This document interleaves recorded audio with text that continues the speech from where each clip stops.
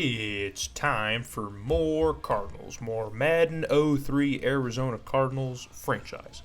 So if you're back, welcome back. And if you're new, welcome to the channel. Today, we're pretty far in to our Cardinals series. We're looking over at the standings again. We haven't done this since, I think, the Raiders video. We looked at the standings and where we were at following our loss to the Eagles. So after assembling a 4-game losing streak to the Eagles, Raiders, Chiefs, and Lions, the playoff picture is a little different. The Rams have went ahead and clinched the division. We were the only team that could really contest for it, and thanks to our 4-game losing streak, they are in sole possession. So they're the first team in the NFC, at least, to clinch their division. I'll show the AFC playoff standings later on, or at the end of the season, rather. But the Buccaneers are holding on to the second seed at 11-2-1. The Redskins have stepped into first place in the East and are the third seed. The Packers are holding on strong to that fourth spot, and then the Eagles and Saints are now on the outside here, or in the wildcard spots. And all three other NFC West teams, the 49ers, Seahawks, and us, are outside looking in. So it's not over yet. If we could win like all of our remaining 3 games, then we would definitely be in a good spot, finish off 9 or 10-6, and definitely be in the postseason. But knowing that a 10-6 like minimum season is going to get it done for us is really disheartening, because we really don't have a team that can do that. And even in these last 3 games, the two of our last 3 opponents are division rivals. The Rams, who have clinched our division today, and then next week we have the 49ers, who I believe are now in second place at 8-6. Tied with the Seahawks, who are also 8-6. So we've at least beaten both of those 2 teams earlier in the season when they were kind of struggling to figure it out. They've been kind of bouncing between 500 all year long. And they finally are starting to kind of figure it out towards the end of the season. They'll probably sit around like 9-7 though, but that'll be good enough at least to either sit right outside like a 7 or 8 seed or get into a wild card spot. So it's tough because we know that the NFC East is going to send 2 teams in the Redskins and the Eagles. Probably the Redskins will still hold on. I can't see the Eagles missing the postseason either. And then technically, if you want to keep counting us, the NFC West could send all 4. It's not possible, but all 4 of those teams could have winning records. We're probably definitely the strongest division in the NFL this season. So it's definitely possible. And there you see the standings. So yeah, all 3 of us are kind of knotted up at that 6 loss total. Pending today, we will go into sole possession of last place if we lose to the Rams here on the road, which is very, very possible. It's a very tough place to play, especially in this era of the St. Louis Rams history. Obviously, towards the end of their time in St. Louis, the fans had deserted them, but it was definitely an ownership problem and not a fan problem. We saw with the XFL that St. Louis will show out for football if there is some investment from the owner, which there was not. So, but that's unrelated, as today we are really focused on playoff hopes and really playing for our playoff lives. Our season could completely unravel with a loss today and essentially be over if we fall to 7-7. We could still go 9-7 and maybe make the postseason, but I think that would bring our chances probably into the single digits. So, but we get a nice bailout here from David Boston as he cuts upfield and gets us a massive gain early on against the St. Louis defense. So we're going to try and play real tight football. We have to if we want to win. We have to force the Rams to make some big mistakes, because that is really the only way I think we can stop St. Louis's offense. They have all the weapons we mentioned earlier in the season. Marshall Faulk, the GOAT running back, Isaac Bruce, Torrey Holt, and of course Kurt Warner. So, but we get a very, very nice reception by Frank Sanders, who gets brought down near the goal line, mosses a couple defenders. So on 1st and goal, can we punch it in for the rest? We give it to Thomas Jones, who gets stood up at the line, and he cannot fall forward to give us 6. So we're going to go with the fullback, Mac Vica, and he definitely has 6 on that play. So can't get it with the running back, maybe try the fullback. Fullback dive works a lot of the time. So Grammatical will send it through, and thank goodness we have no wind inside of this dome, as we pick up the extra point and extend our lead to 7 very early on in this football game. So I like what I saw from our offense in that opening drive. We're going to need to be playing like that all game long. As you saw I mean, really, in our losing streak, we really kind of explode on that first drive or two, and then it just kind of falls apart. And we just kind of struggle to reach the 14 or 17 mark for the rest of the game. As Kurt Warner throws a very, very terrible throw. Makes a bad decision there, almost picked off, but he had the pressure in his face, so I understand. 2nd and 10 now for this Rams offense.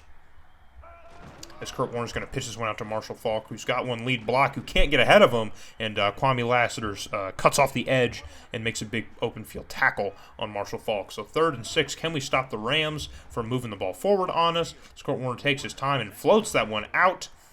And I believe that was Greer, our free agent cornerback, who nearly picks the ball off. He definitely cuts that ball off and leaves no room for the reception to be made. It's kind of crazy to think about having, like a 76 overall Green, Donovan Greer, and Dwayne Starks covering Torrey Holt and Isaac Bruce. But that's the situation we're in, ladies and gentlemen. That is the state of the Arizona Cardinals in the 02-03 season. As we float this one out to Freddie Jones, our big tight end, who's got another huge reception for us, man. I do not call his name often, but when we do, man, it is always something good. I don't think he's done us wrong. I mean, he's dropped the ball a couple times, but so has David Boston, so has Frank Sanders, especially in the last couple of weeks, especially in that last game with Detroit. Goodness gracious!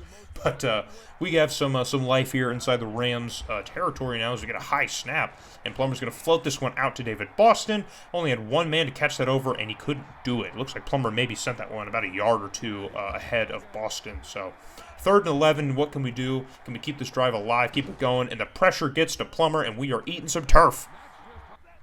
We are eating some rubber tires as that sack is going to force us to send this one back to the St. Louis Rams offense. And already Kurt Warner's making easy work of Dwayne Starks, who was completely lost on that play, as Torrey Holt makes an amazing reception along the sideline to give the Rams a first down. I believe their first down of the game. As, Dwayne Starks was playing real loose and had nowhere to go. Couldn't find his man. So 1st and 10 for the Rams as time in the first quarter winds down under a minute.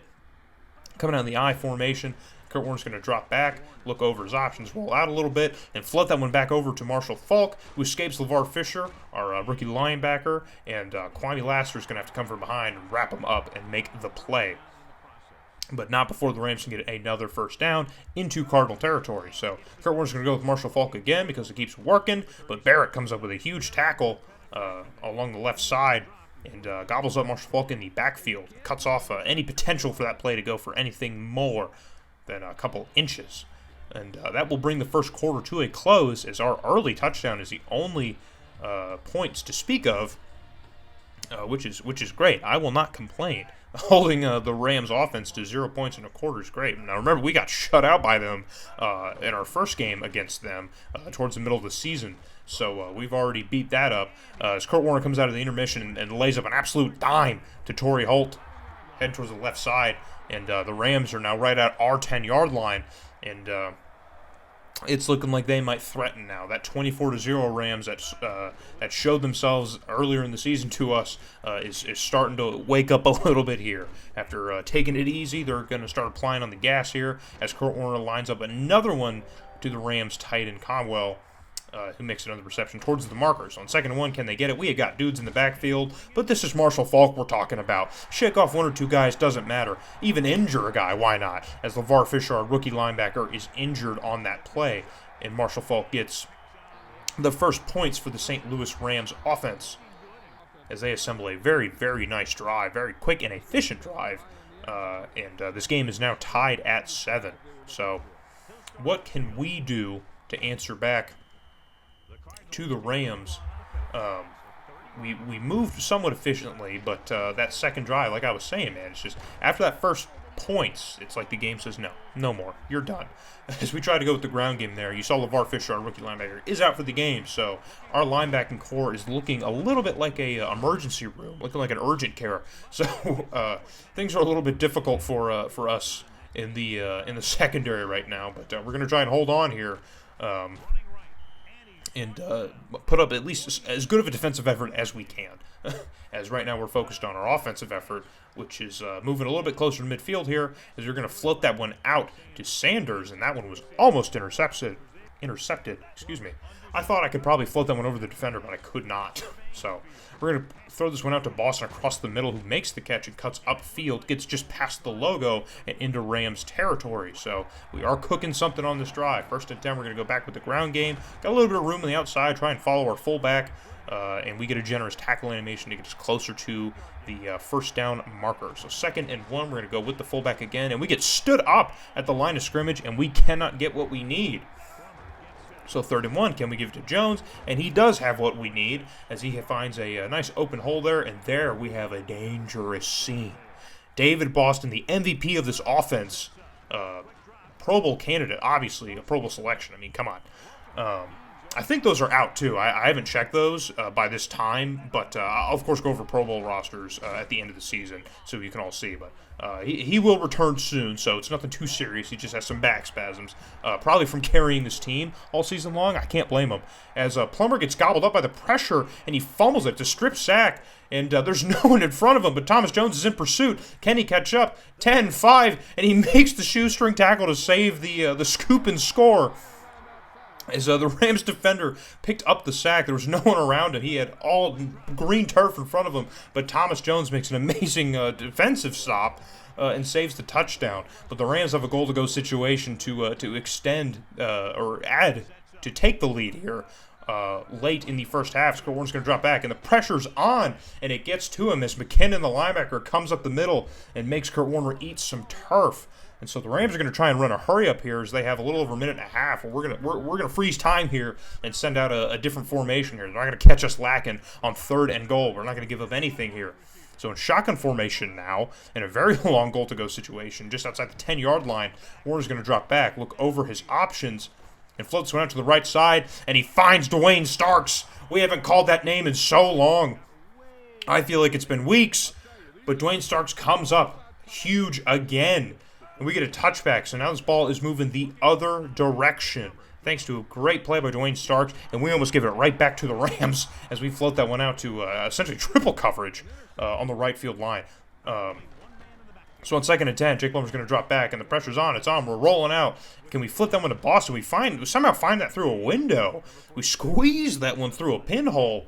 And David Boston has it, and has a little bit too much of his helmet grabbed. So give us another handful. Why not? Send us forward just a little bit more. So with a little over a minute left to go, can we add any kind of points to speak of? We're going to float this one out to David Boston. The David Boston button, does it work? It does not work. The ball was in position, but David Boston could not come down with it. So 2nd and 10 now. Still a couple seconds off the clock now. And we float this one. I don't know what that was. Not sure. Editing it, even recording voiceover now, still don't know what happened. But 3rd and 10 now, can we do anything as we almost throw another interception? Thankfully, that linebacker was focused on batting the ball down rather than picking it off, because he could have done either. So 1st and 10 now for the Rams. We have to give it back to them. They have a minute left to operate. Van den Bosch gets through and forces Warner to try and make a play on his own, and he fumbles, and Kwame Lasser comes up with it. As David Barrett is injured, we have an injured Cardinal again.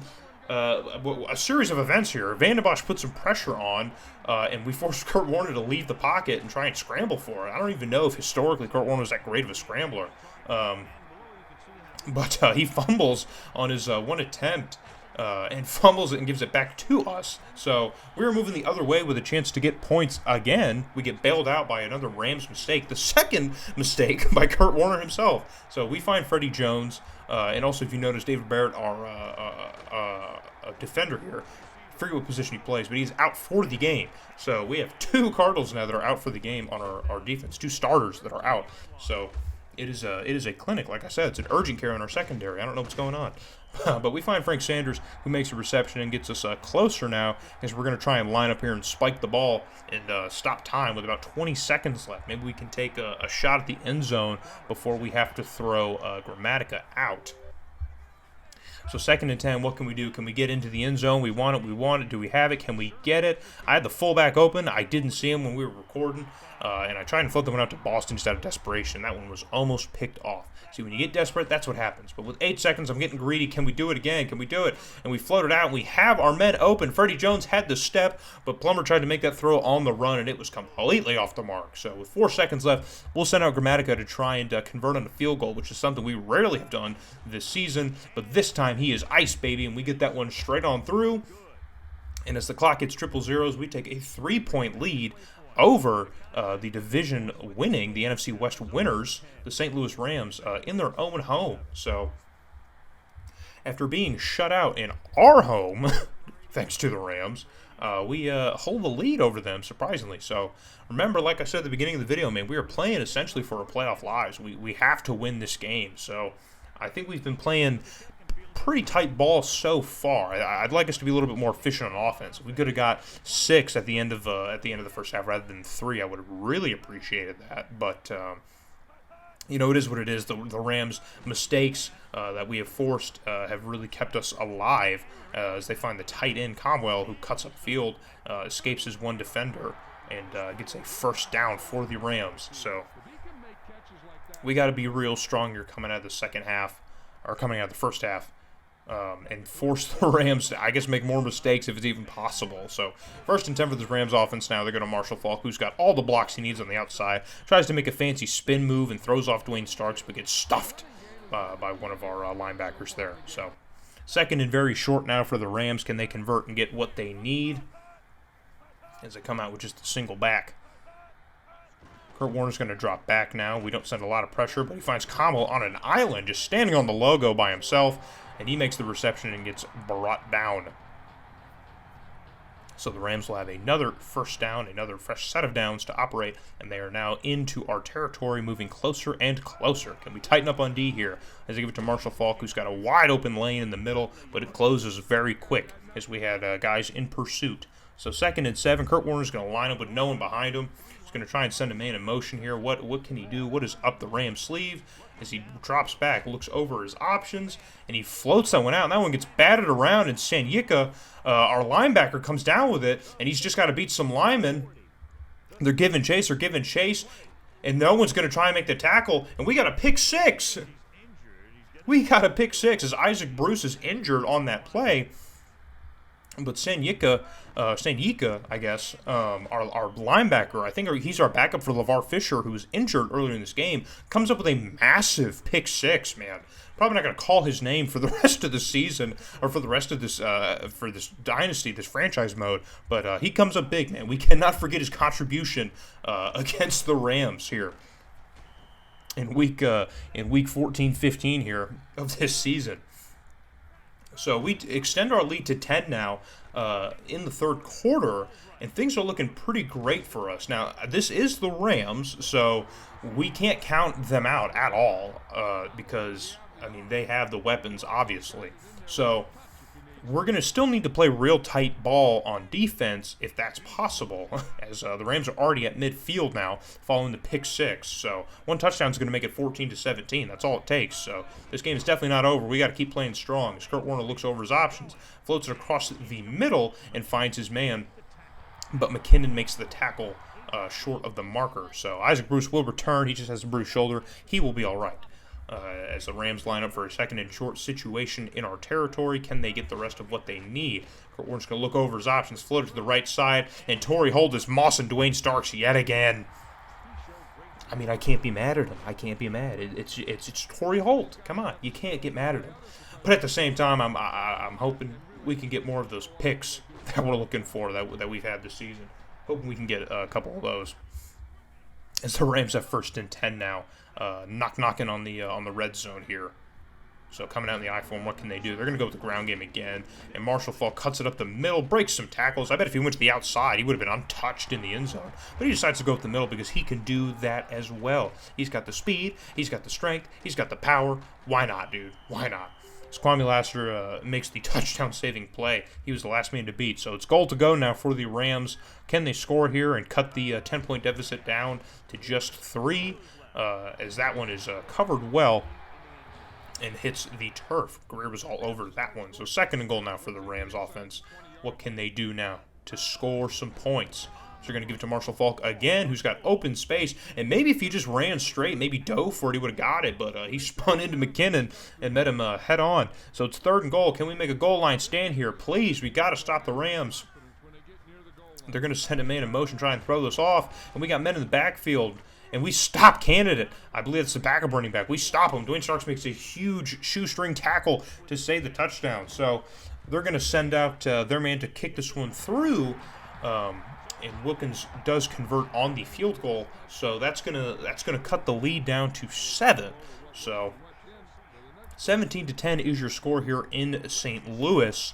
The Rams are still in okay position here to potentially come back and even take a lead. So we still have an entire quarter left to go, so we're not done here. We can still make mistakes, but that time Plummer is on the money, man. He zips that one to Jenkins over defender, and he's got this one hauled in. There you see we're spreading the ball around. Got to get everyone's going to eat just a little something. And that'll bring the 3rd quarter to a close.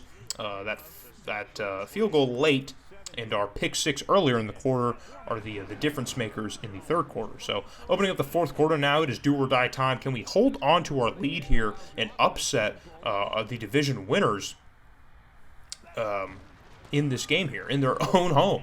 As Makovica gets stood up before the marker. I thought I could throw them off with the fullback dive here and get a couple, but I could not. So we're going to go with Jones here. Can he get it? And he gets stuffed on 3rd and short. So that's going to bring up a 4th down. And on 4th and inches, we got to have it. We give it to Vica. We give it to Makovica, and he's got it. This time he does have it.